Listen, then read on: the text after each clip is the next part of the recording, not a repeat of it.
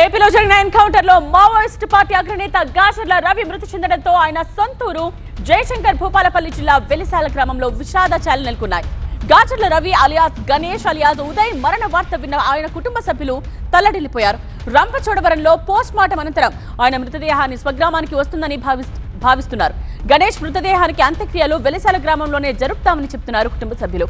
గణేష్ మృతదేహాన్ని చూసేందుకు బంధువులు ఆత్మీయులు ఎదురు చూస్తున్నారు.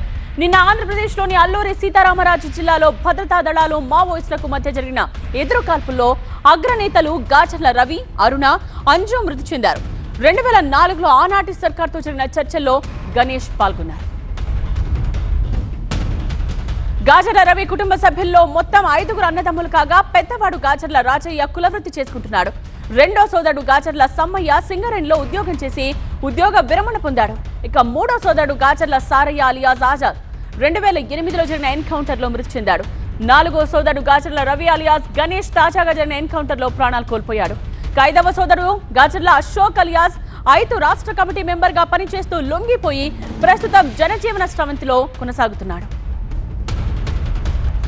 1990లో ఆయన మావోయిస్ట్ పార్టీలో పూర్తికాలం కార్యకర్తగా వెళ్ళి 35 సంవత్సరాలుగా ఒక సాధారణ దళసభ్యుడి స్థాయి నుంచి ఒక మావోయిస్ట్ పార్టీకి సంబంధించిన అత్యంత ప్రధానమైనటువంటి కేంద్ర కమిటీ స్థాయి వరకు ఉద్యమంలో 35 సంవత్సరాలు పనిచేస్తున్నారు. తెలంగాణ ప్రాంతంలో, అక్కడ అనకారణ్య ప్రాంతంలో, ఒరిస్సా, ఆంధ్ర ప్రాంతాల్లో కూడా ఆయన ఉద్యమంలో పనిచేస్తూ వచ్చినటువంటి సందర్భం ఉన్నది.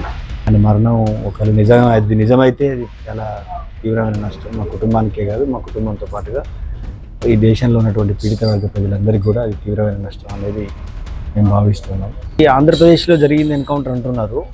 ఆంధ్రప్రదేశ్ ప్రభుత్వము శవాలను ఇస్తుందని మేము ఆశిస్తున్నాము.